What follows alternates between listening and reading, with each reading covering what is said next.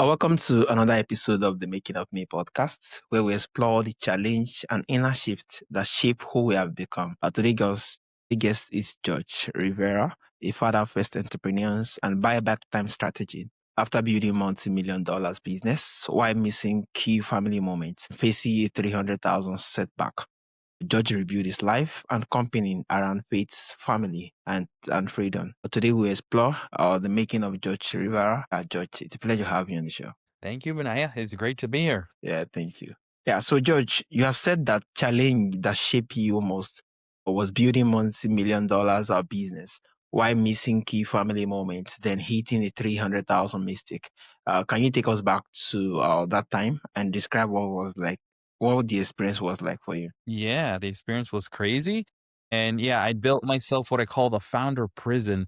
And really to get the best grasp of it, I sort of have to go to the beginning just real briefly. But so I'm going back to the late 80s, early 90s. So this is a long time ago. And so, in high school in the United States, middle school and high school it is a 6-year period. And so I played in about 40 basketball games, and my dad was only present for one of them. He only went to one of the games. I was confused. I was like, why is he not here? Is it not important to him? And so, like I'd score a basket and I'd look in the stands, and there's no dad in the stands. But my friends would score a basket, my teammates would score a basket and their dad's cheering them on. That's my son. They go, go, go, go. And I remember looking at another dad after he was just loving on his kid. And I thought, man, I wish that was my dad. And so basically this is, late 80s, early 90s. This is middle school, high school for me. And I played at about 40 basketball games, but my dad only went to one of those games. And, you know, I was like a kid wondering, is my not important for my dad to come to my games? And so I would score a basket. I'd look to the stands and there's no dad in the stands, but my teammates would score a basket and their dad's cheering them on and excited for their kids. And I remember looking at another dad thinking, I wish that was my dad. And, that would have crushed my dad because he was a good man. He was not a bad man, very kind and loving. But he was a medical doctor, very committed to his career, basically gave his whole life to his career. So yeah, fast forward about 20 years. It's 2015, so now 11 years ago, and he's 67 years old, gearing up for the kind of the rest of his life, thinking he has a long life ahead of him. And there's this phrase, God laughs at man's plans. Man makes a plan, God has a different plan. And so he was diagnosed with cancer early in the year and only given a few months to live. And so towards the end of his life, he told me these words right before he passed away. He said, "Don't miss Leo's games. I missed too many of yours." And it hit me in a couple of ways. First, it was like sweet closure for that time, as a kid, knowing that my pain was not wasted. And then more currently, I have a son who was, 10 months old at the time, and I'm already missing a lot of things with him. I'm not there. I'm missing moments. And so I'm repeating the mistakes of my father and the regrets of my father. And I remember thinking this has to stop because I remember how much it hurt as a kid and I don't want to do this to my son. It stops this generational thing stops right here. And I remember I was working so many hours that I said, okay, it stops, but it stops tomorrow, not today because I'm busy today. I have 16-hour days. And then the next day is like, well, tomorrow, then tomorrow, then tomorrow, tomorrow turns into 3 years. And then I scale my business to $20 million that year. I'm making lots of money, more money than I can ever spend in my life. And but I'm hating life. It's like miserable because everything depends on me, and I have the world's worst org chart. It's me and 40 people underneath me, and I delegate tasks, and it comes back to me. And I'm like, instead of properly training them, I rob from the future because I just essentially do the task for them, and then the job is done for them. And so I'm training my people that George is going to fix everything. And so that makes them dependent on me for everything. And so I called a dear friend. He's my coach at the time. He's my friend, really good friend now. And I told him, help me. I want out of this. I want to burn the business down. I want to walk away from it. I hate it. I don't like life. And he told me, it was a 2-hour conversation, but to give you the high level summary, he said, stop doing what you don't like doing and keep doing what you like doing, what you're good at, which is sales, copywriting, videos, marketing, all of the fun money making stuff or the money making side of online marketing, not the administrative merchant accounts and banking and vendor payroll, human resources, all that stuff.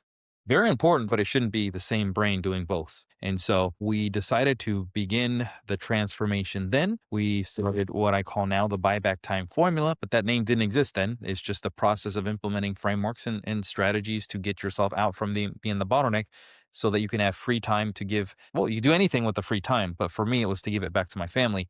So the peak of transformation happened in 2020, 2021, 2.5 to 3 years later, we went from 20 million to just shy of $50 million, more than double the business. But instead of me working 90 hours a week, sometimes I'm working less than 30 hours a week. And I'll actually semi-retired. I'm traveling a lot. We homeschool our son. So he gets to like see the world with us. I taught him how to negotiate real estate at 8 years old. He made an offer on a house and he gave the closing terms to the agent. I just thought, okay, teachable moment.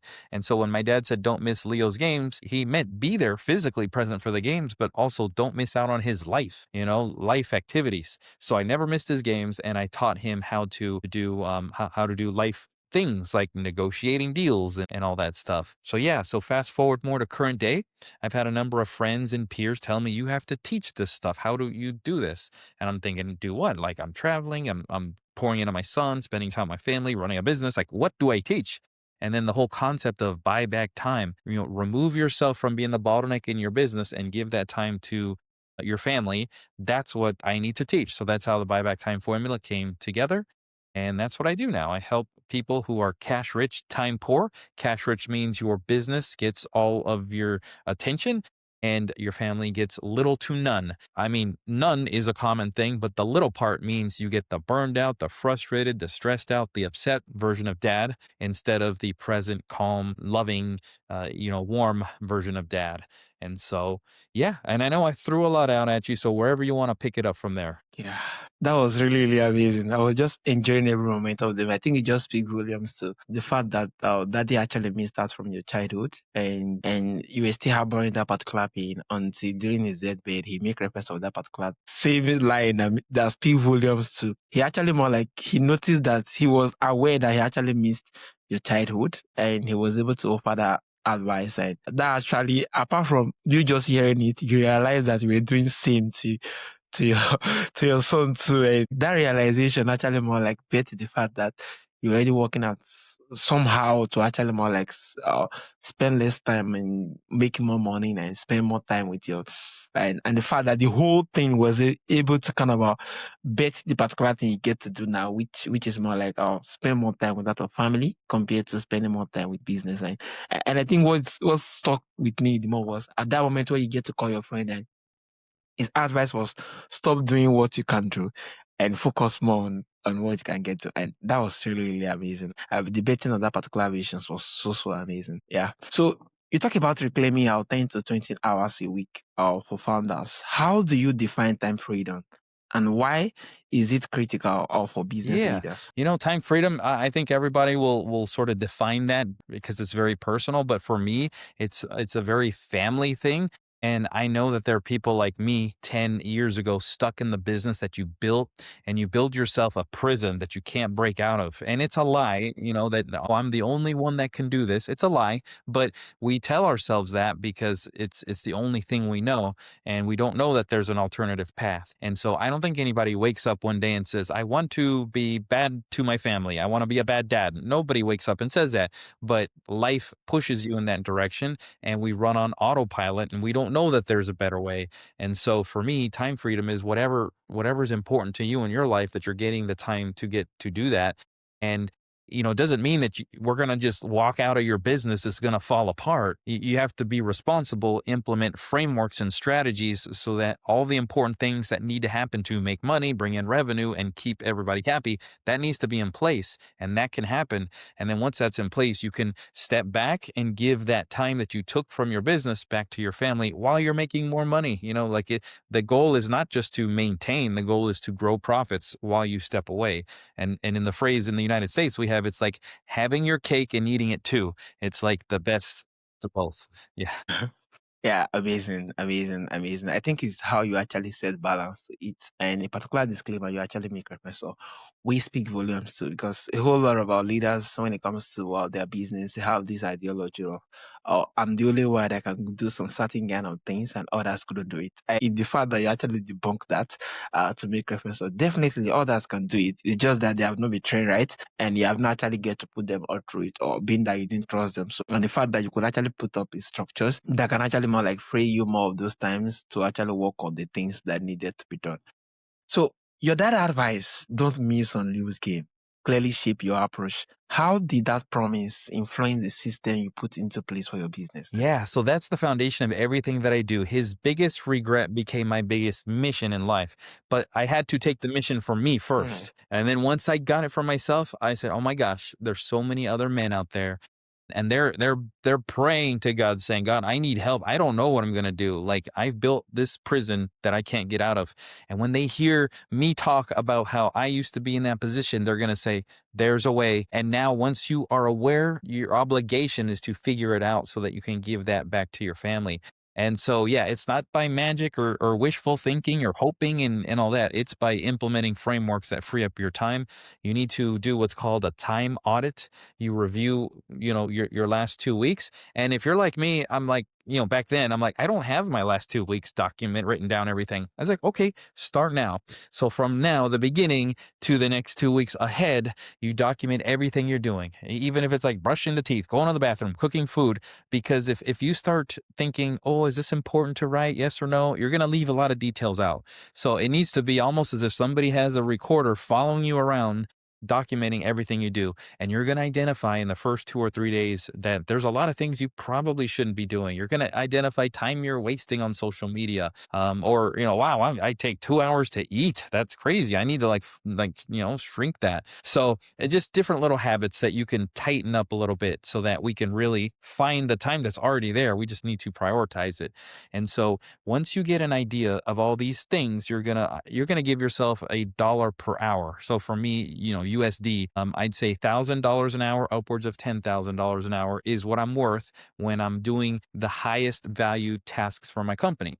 I realized that I'm working 80-hour weeks at one point, and 40 of those hours were on tasks that were $50 or less. So a lot of things I Mm. shouldn't have been doing. I'm not very good at math, but just quick math in my head, 40 hours times $50 per hour equals $2,000 USD. So for $2,000 USD, I can get half of my week back and experience a freedom like a normal person, not some crazy person working 80 hours a week. And I can only do that by doing the audit at the beginning, because if you don't do that, you have no idea. You're blind to what's going on. You need to get clarity, and that's where it starts. Isn't auditing your time, auditing everything you get to do.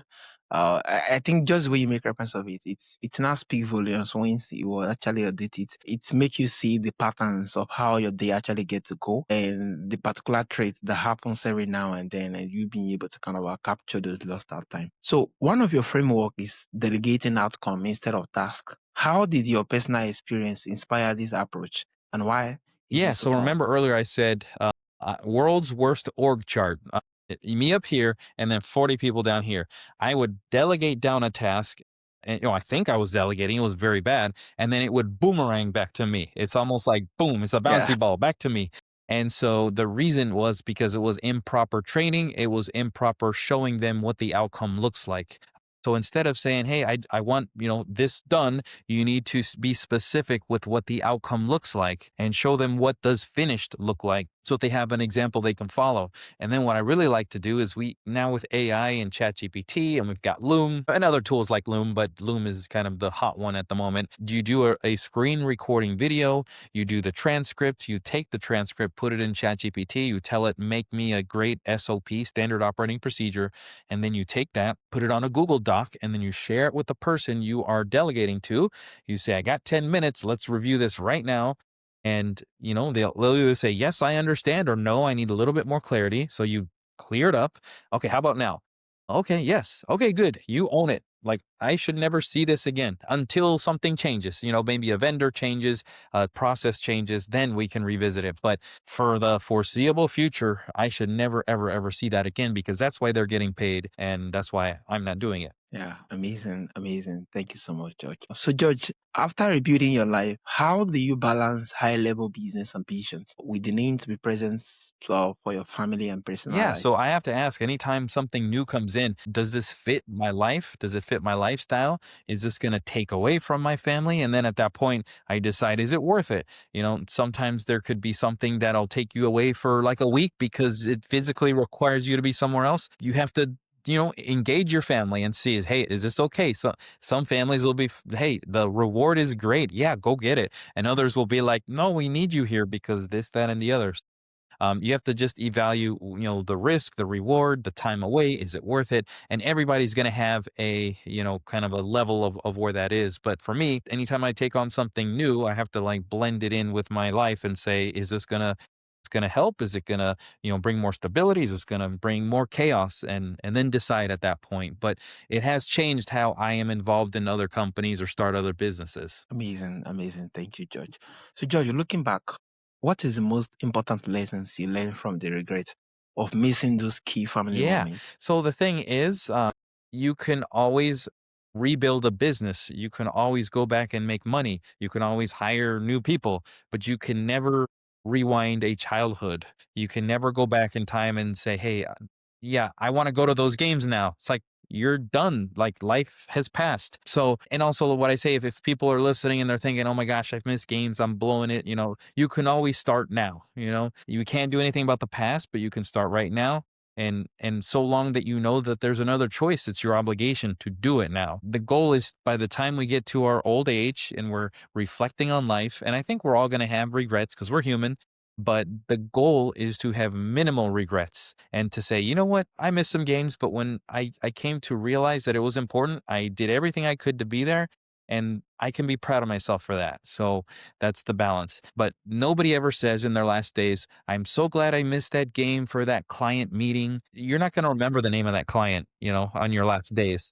Yeah, so but you true. will remember whether you were there or not for those games. And so let's be aware now. Let's not wait till then. Let's be aware now how our children need us to be present in their lives, in their games, in the moments, in the mornings, in the evenings. The game is sort of like just the big example we can all relate to, but it's also just daily life, just being around to watch your kids grow, to pour into them, inspire them, help them, correct them. And because if you don't, they're going to get it from somewhere else. And usually that is be good, could be bad. Most often it's bad. When you give them to the iPads and iPhones and they're on the internet, it's like, who knows what they're going to get when they do that. So true, so true. Yes. Thank you so much. I think this is very, very, very amazing looking at a business, the fact that you can, at every point in time, you can get to review business again, or you can get to review some relationship, you can get to review a whole lot of other stuff. But once childhood is gone, or you miss out some particular stuff, you can't rewind the time and actually read those things into being. And I think this is really lovely. And thank you for your advice for every person who are at one point or the other where they have missed out. Definitely you can actually still do as much as you could do now to regain the relationship and build the integral stuff, right? Yeah, thank you for your stories. And to me personally, it's really amazing being that I've already seen more like owing to how you share these stories and the fact that the regret was coming from the fact that your daddy missed out. It was so painful, and you actually more like seeing the fact that your dad's missing out from Leozo. You already seeing the patterns, and that actually triggers you to work different. Mine, I'm already looking at, whoa, when I get married, I think I shouldn't make so kind of mistake Yes. too. And this is really, really amazing. Excellent. Yeah. Start with that in Yeah. mind. Don't miss those Yeah, thank you. moments. Yeah, thank you, George. Yeah, so George, how can my audience connect with you? How can they get to know more about you? And where is the best platform for Awesome. Yeah, this? you can look me up on my website. It's buybacktimeformula.com. I have a book. It's free. Just pay shipping. It's a heavy book. It's 128 pages. I everything I know Cool. about buying back time in that book. There's no like, oh my gosh, you need to go here to buy something else, buy something else. It's all in the book, but my contact information is there if you want to reach me. Some people say, wow, this book's amazing, but I need your help to help me implement it. And I'm available for that too. You can go to buybacktimeformula.com and scroll to the bottom. You'll see link to all of my socials. I post daily on Facebook and YouTube and LinkedIn. You can connect with me there, shoot me questions. I'm easy to get a hold of and happy to. Amazing, amazing. Thank you so much, George. Before we go, George, maybe you should just more like drop what is your key insight that you want every audience to actually leave with if they are looking forward to getting the book. I think that should inspire them to actually more like go all ahead and buy back Yeah. your time. So what is the key insight Yeah. they are going to live with? I just think if you're tired, you're frustrated, you're burned out, you feel like you're like, I started this business for my family, but now I don't see them. It's like, well, it's because you built yourself in the prison, and I know because I built my own prison, and I believe Yeah. the lie, like we talked about earlier, that I'm the only one that can do it, and that's just a lie. That's not true.